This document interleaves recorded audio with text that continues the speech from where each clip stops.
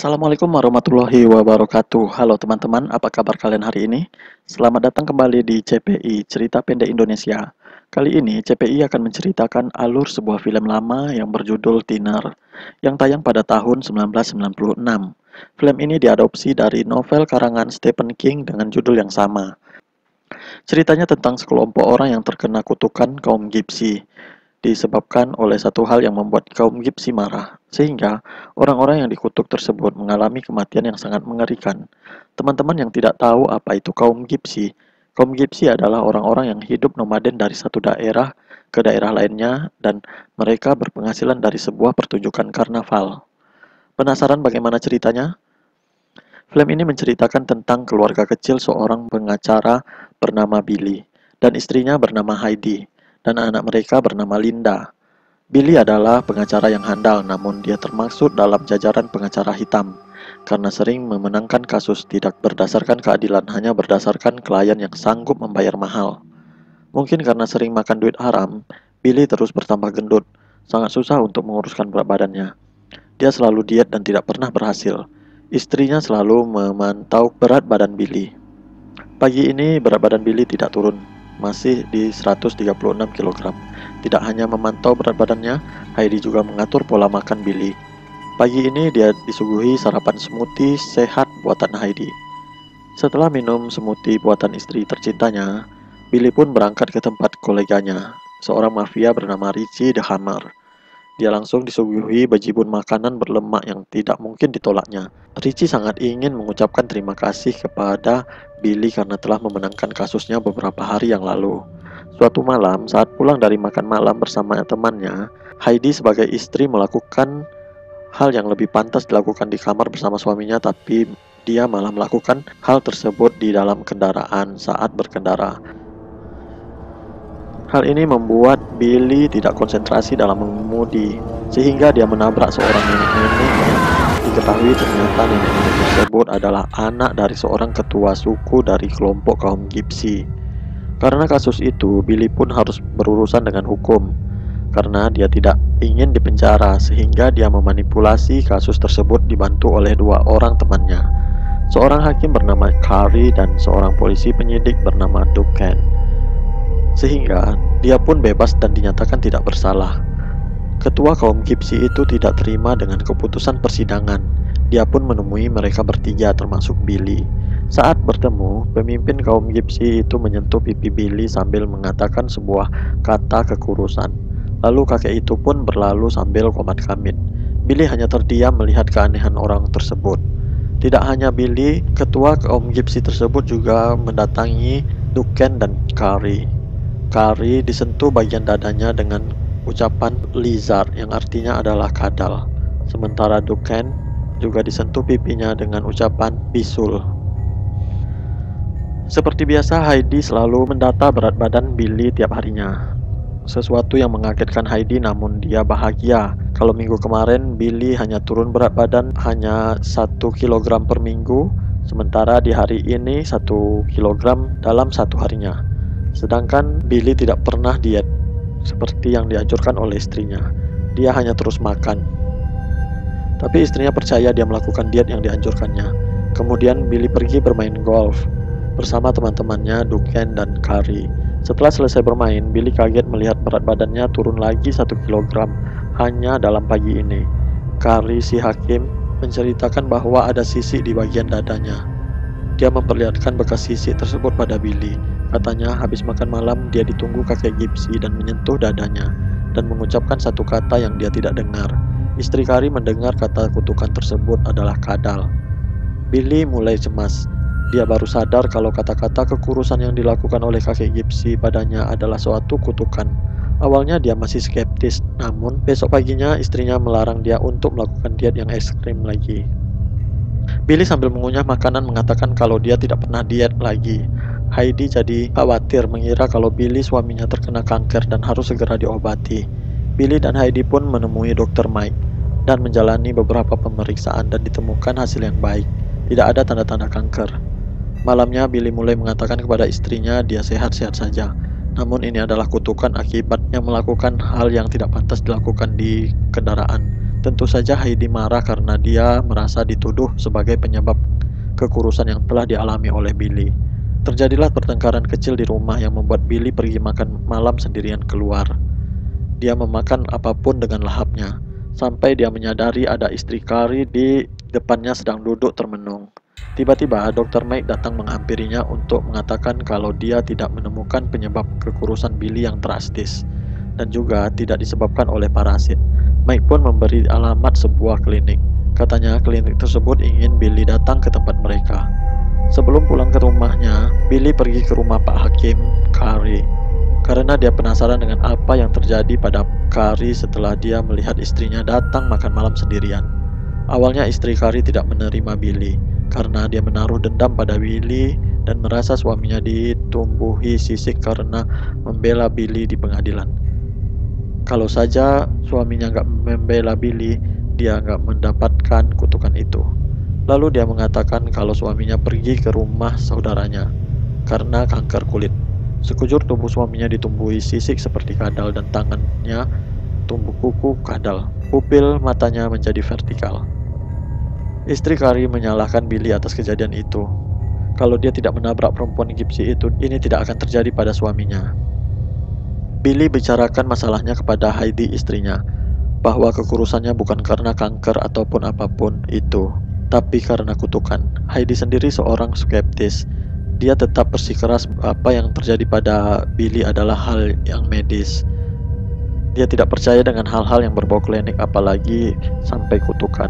Dia lebih percaya dengan hal-hal yang medis. Dia pun membawa Billy ke rumah sakit namun tetap saja tidak membawa hasil yang berarti. Dokter malah terkejut. Dia bisa makan hingga 12.000 kalori tanpa mengalami kegendutan sama sekali, bahkan terus-menerus mengurus. Billy teringat akan teman satunya lagi yang mengalami kutukan juga, yaitu Duncan, seorang polisi yang ikut dalam persidangan membela Billy. Dia pun pergi meninggalkan rumah sakit dan malam itu juga dia ke rumah Duncan. Ternyata Duncan mengalami wajah yang jelek akibat penyakit kusta yang berevolusi menjadi bisul yang banyak di sekujur mukanya. Duncan juga menyalahkan Billy atas apa yang terjadi padanya.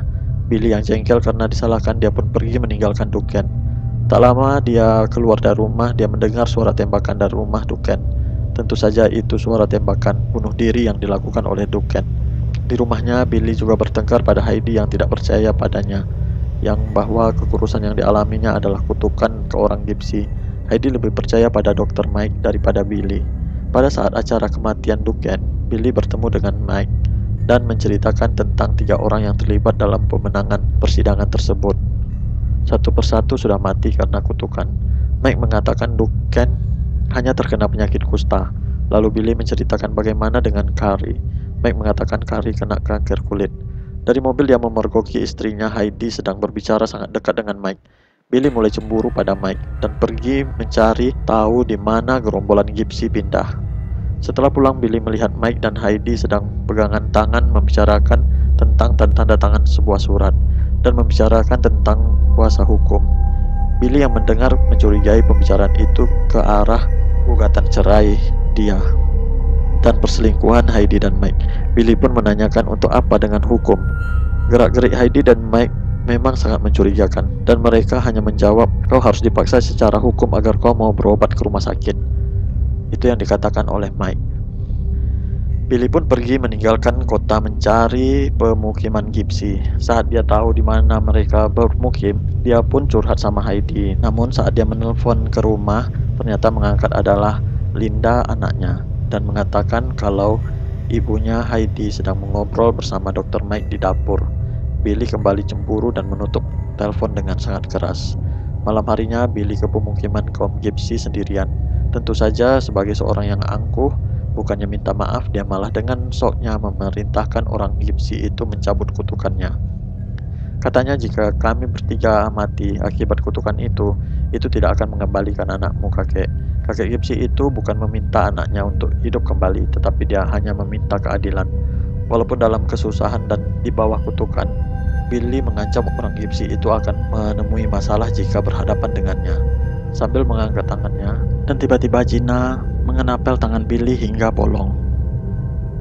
Sebelum pergi, Billy mengancam orang-orang gipsi tersebut. Sampai di rumah, dia minta Richie, sang bos mafia yang dibantunya dalam persidangan kemarin, untuk mencarikan dia dokter. Dia curhat pada bos mafia tersebut, sampai Richie pun datang ke kediaman Billy. Dia marah melihat kondisi Billy yang terus-menerus mulai melemah dan kurus. Dia pun membayar orang untuk memberi ancaman kepada kaum Gypsy agar segera menghapus kutukan tersebut. Namun, ancamannya tidak berhasil. Dia menemukan mobilnya dan suruhannya penuh tulisan hinaan, dan di dalamnya terdapat mayat suruhannya tersebut. Richie pun merasa tertantang, dan dia pun memesan kepada anak buahnya di kota untuk mengirimkannya senjata mesin.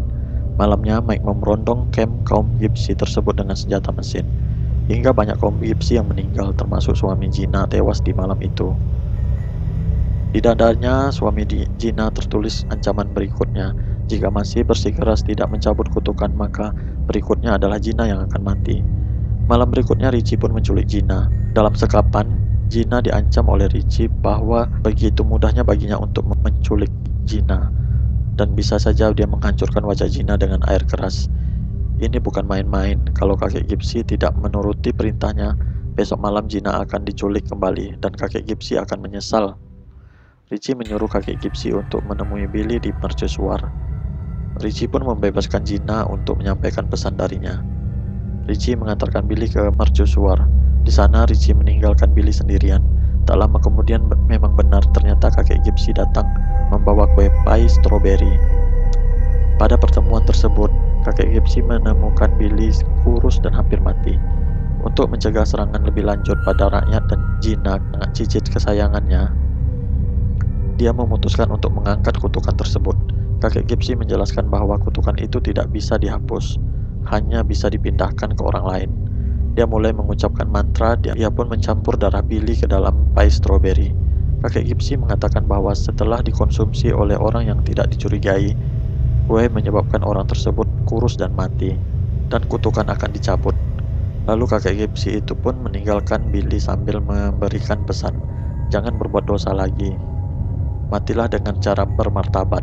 Tapi Billy mengabaikan kakek Gypsy tersebut. Dia sakit hati dengan Heidi. Dia cemburu pada Heidi dan Mike. Tentu saja targetnya adalah mereka berdua. Dia khawatir anaknya Linda juga memakan kue pie itu. Dia pun menelpon Linda bahwa dia akan pulang ke rumah. Linda yang lama tidak bertemu ayahnya menghilang, tentu sangat bahagia mendengar kabar ayahnya akan pulang.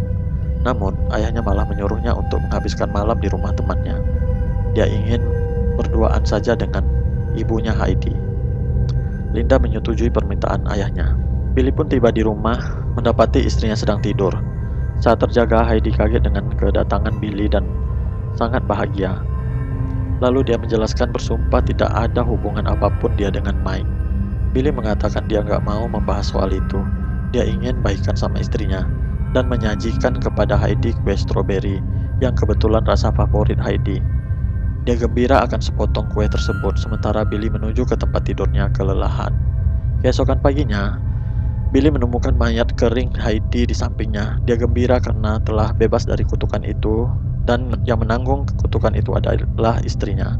Namun, ketika ia pergi ke lantai bawah, ia kaget. Dia menemukan piring yang mengerikan, yaitu ada 2 piring yang kotor. Dia mulai khawatir. Dia membayangkan Linda yang datang ke rumah dan memakan pie tersebut. Dan ternyata benar, Linda pulang dari jogging. Ia mengatakan bahwa dia pagi-pagi sekali datang dan makan beberapa potong kue untuk sarapan. Karena didera rasa bersalah, Billy pun mengambil sepotong kue untuk dia makan. Namun, sebelum kue masuk ke mulutnya, dia mendengar suara bel berbunyi. Billy pun membuka pintu dan Billy menemukan Dr. Mike. Tentu saja Dr. Mike jadi canggung karena begitu sangat pagi sekali dia berkunjung ke rumah orang.